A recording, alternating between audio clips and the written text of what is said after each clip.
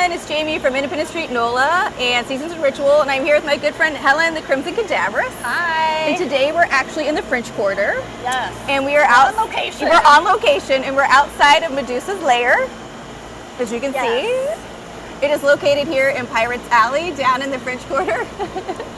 And if you wanted to book a reading with Helen, you could do it. You could go to their website, and Helen will have a link as well. Yep. Underneath, I'm like trying underneath to, like, the video. I know, I'm talking. We'll throw it in there yes, somewhere. yes. Okay, I'm talking in the, like pointing down. But anyway, there'll be a link. So, Helen does tarot readings here. Yep. And she also does celestial, mini celestial chats here as well. Yeah. So, if you have questions, be sure to reach out. Okay, so let's get into this very big week that's happening. I know we're always talking about it being a big week, but it is a big week. It actually is. It actually is. Yes. So we are filming this on Sunday. Yes. And we are filming for the week of the 15th to the 21st, but this Sunday is the 14th. Yes. It is Mother's Day in all forms. Yes. So however you get that, need that, or don't, whatever. But it is also our friend Mercury. Yes, our friend Mercury, who has been stationed retrograde for the last 3 weeks. Yes. In the middle of eclipse season. Yes. They are stationing direct this evening. Woohoo! Yes. So, this is a especially potent Mercury retrograde because, again, it happened during eclipse season. Yes. Happened in Taurus. Right. So definitely some big shakeups. Right. But I think if we really think about it, probably some shakeups we needed. 100%. Once Mercury stations, I think a lot of things that have been kind of questionable, we've been unsure of, are going to settle down a little bit. It's going to start making sense. Yes. For sure. Okay, so let's get into it, and we'll get into more big news. So let's start with Monday. The moon will be in Pisces. Yes. Okay, and Mars in Cancer. Yep. We'll be trining Neptune, who's also in Pisces. Yes. Okay, so that trine is always a good energy. Yep, it's an easy flow energy between the same elements, so water elements in this case. And Mars is the spiritual warrior. He is that divine masculine. He's been in Cancer for a minute now. And so, but I do think because he's in Cancer and he's trining this Neptune in Pisces, he's understanding a better way how to navigate because he is trusting his feelings more. Yes. And so a lot of times, and I can tell you this, just like working with clients, a lot of times like they are completely detached from their feelings, and not in a bad way, and not even in a way they mean to be. Right. But it is about this idea that getting back in touch and trusting your own feelings and your own energy and your own power. Mars is that power, and I really do think that Mars in Cancer trining in Neptune is going to get us back into that.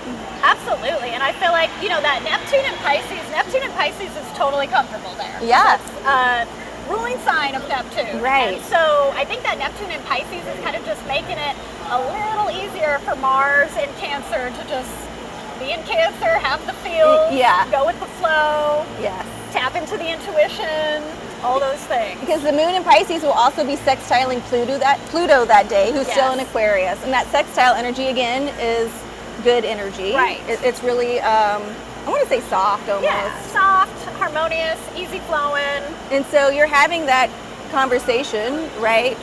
Your intuition's having that conversation with Pluto, who's transforming maybe the ways you thought about things. Yes. Because Aquarius is that future, and then that Mars in Cancer is learning how to navigate this, right? He's learning how to move this forward, even though it might be more feeling based. Yeah. There's lots of feels. Yes. Lots of feels. Even though Aquarius is the mind, but it's also that heart. Yes. So Monday's a big, Mercury turns direct, and now we've got a lot of feels and information coming in different ways. Well, I think it's important to mention you said Mercury retrograde or Mercury stationing. Yeah. It will definitely get things to a point where they start to settle down a little bit. Yeah.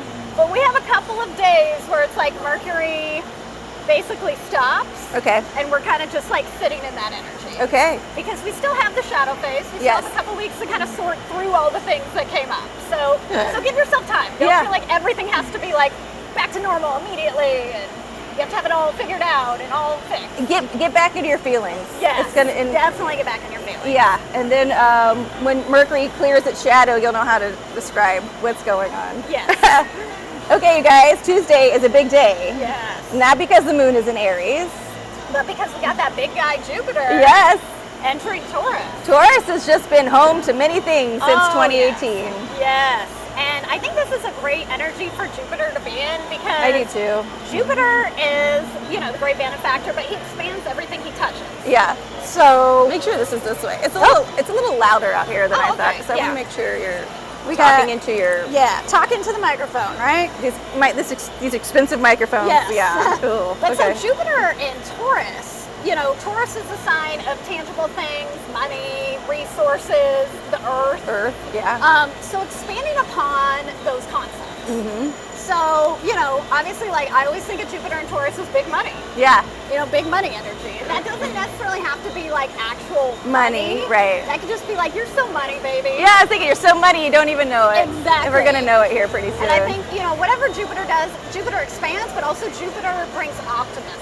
Right. And we need some optimism, man. We do. I think, we might be seeing things instead of looking at the lack mindset, we have the abundance mindset coming in. Right.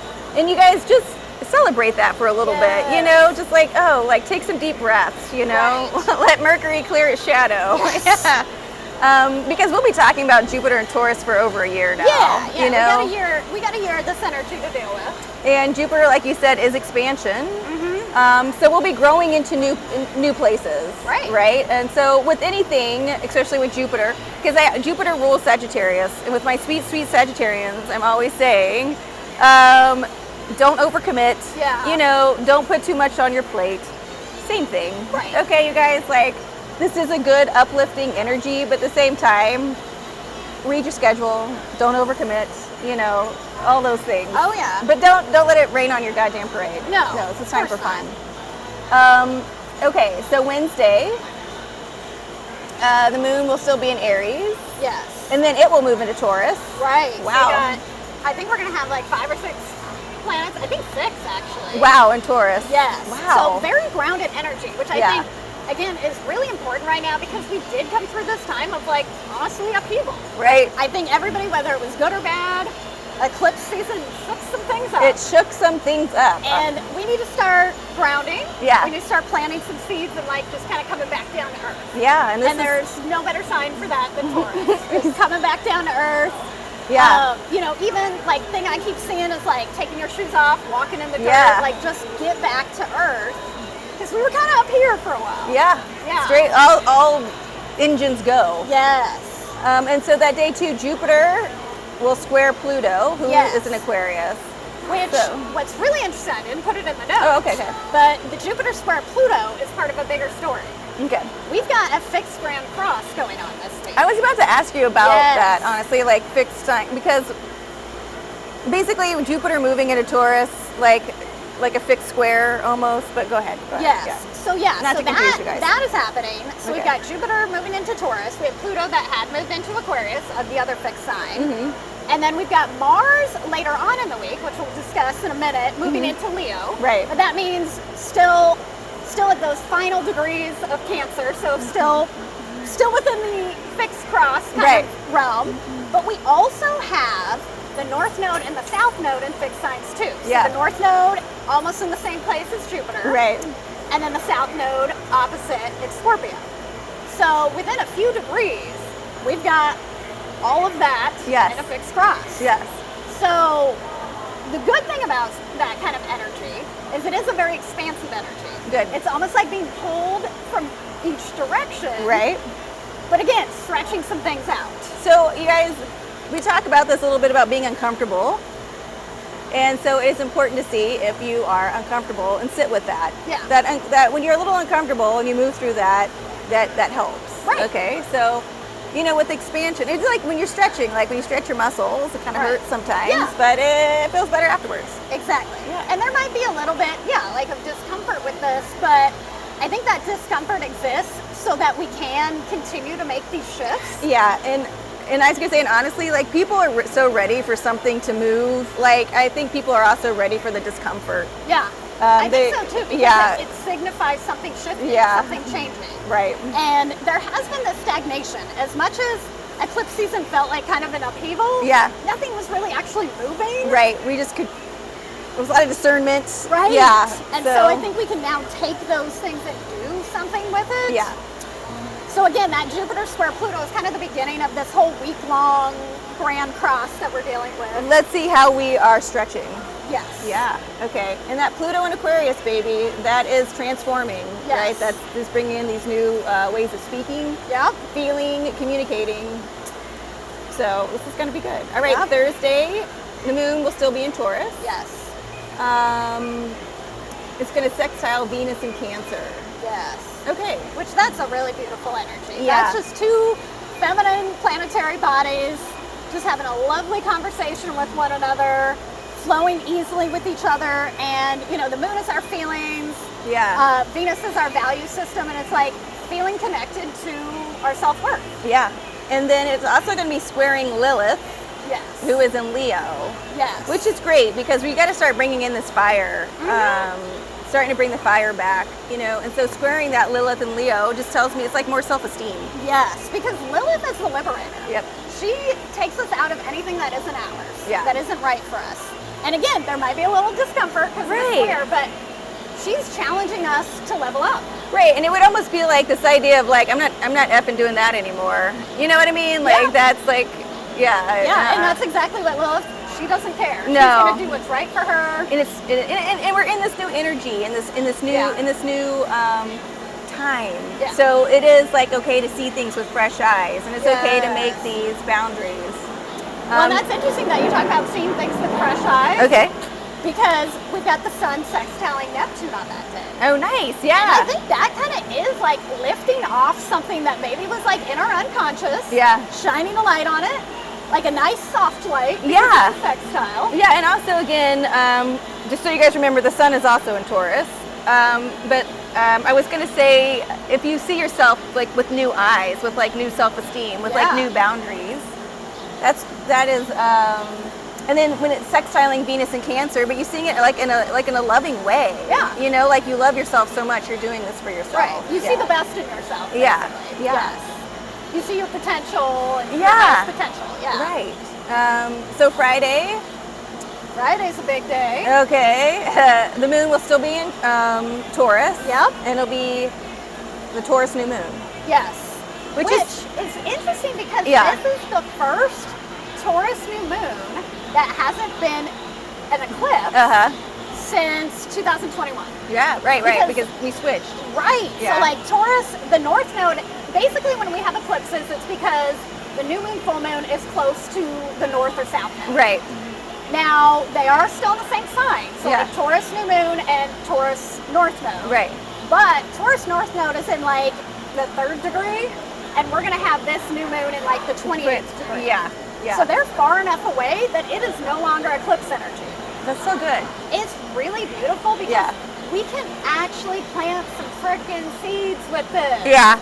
And not just kind of sit there and be like, okay, universe, do your will. Right, right. And I know this is controversial, but I always tell people to start manifesting with the full moon and then plant up into the dark moon. I like that. Okay. Thank you. Thank you. So with this Taurus dark moon, if you did start manifesting on the, well, it was an eclipse, but whatever.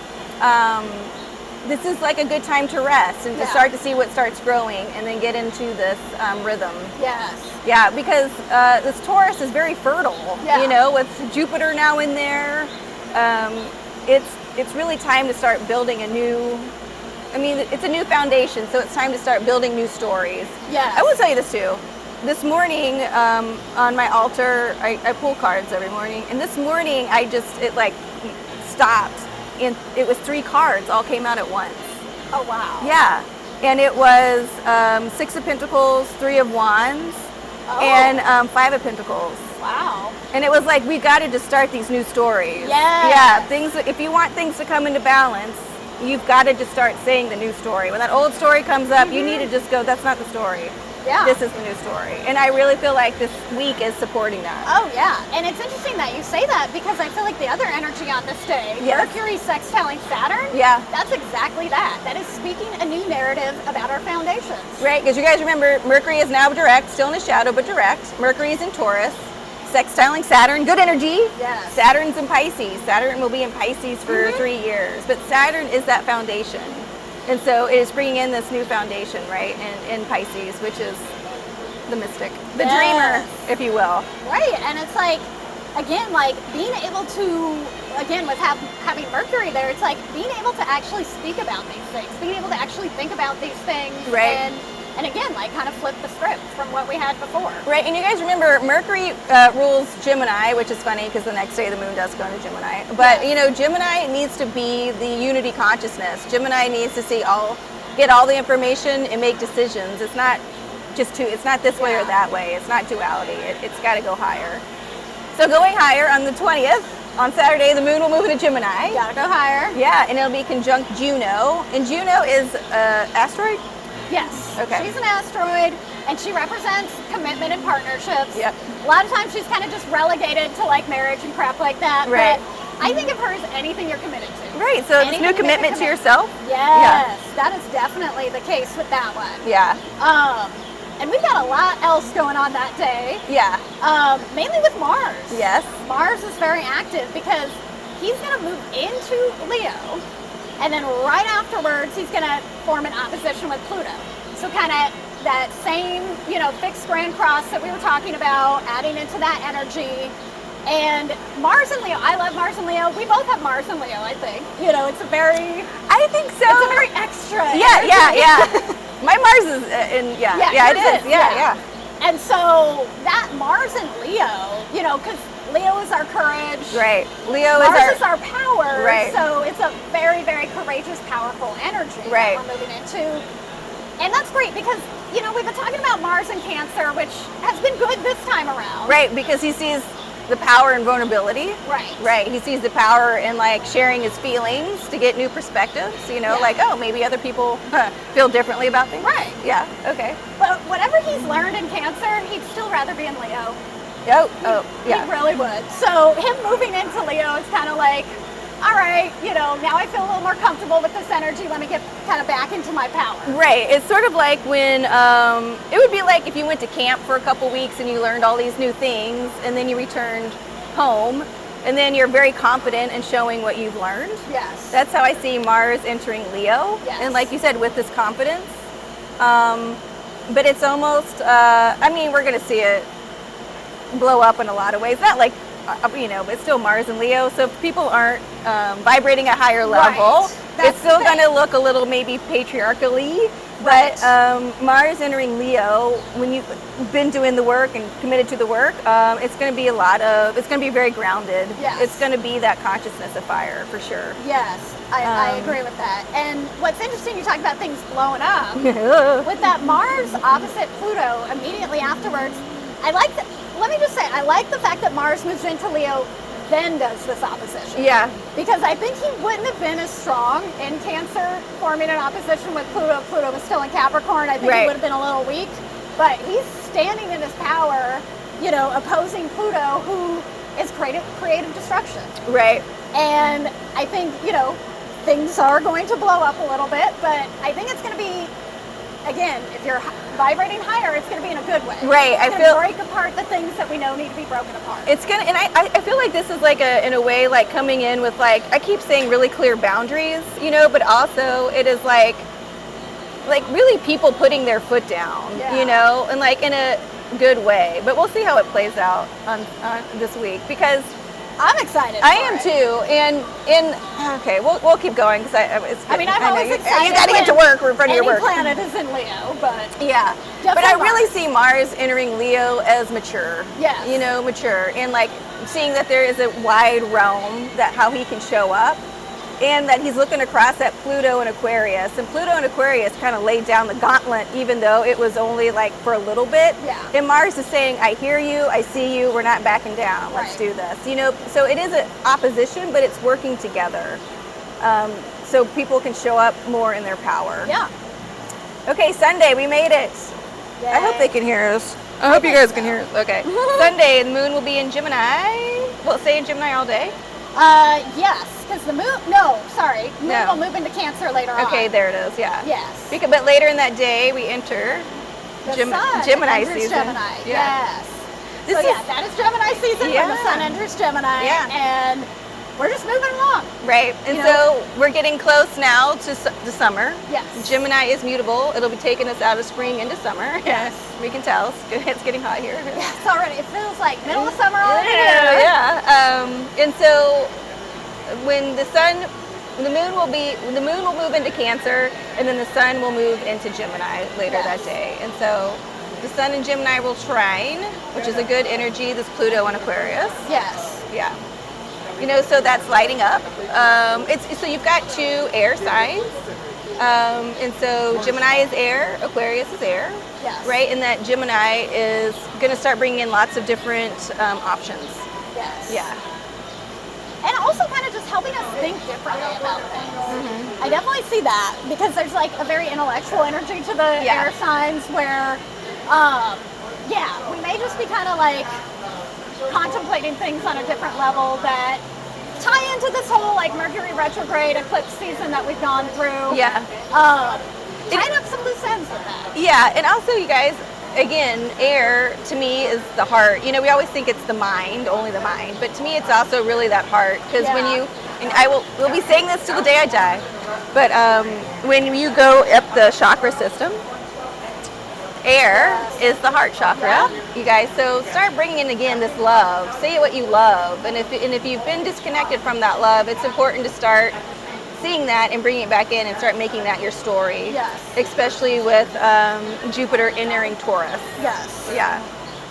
Yes, definitely. And I mean, I see, again, with that sun trining Pluto, it's like, again, shining a light down on how we've transformed. Yeah. And I think we might have a moment where something almost like beautiful comes through, where we realize like we really have transformed. It was worth it. Yeah, it was worth it. Yeah, yes. It's still going to be worth it. I think that's really important because we've been going through some pretty intense energy. We have. So of course, as always, as I say, everybody give yourself a pat on the back. Yes. You've done a great job. Yes. And maybe a hug. Yes. Yes. Definitely hug yourself. Yes. So you guys drink lots of water. We've got a big week. We've got Mercury stationing direct. We've got Jupiter entering Taurus. We've got a new moon. And we've got the sun moving into Gemini. Yes. And Mars moving into Leo. And Mars moving into Leo. How could I forget Mars moving into Leo? I know. Yeah. Okay, you guys. Moving signs, new moon, all the fun stuff. Yes, as always, if you need to reach out to me or Helen, you can hit us up on our social media. If you'd like to book a reading with Helen here at Medusa's Lair, really one of the coolest branding things I've seen in a long time, please get in touch with her or Catherine. Have a great day at work today. Thank you. Okay, and we'll see you guys next time. Bye.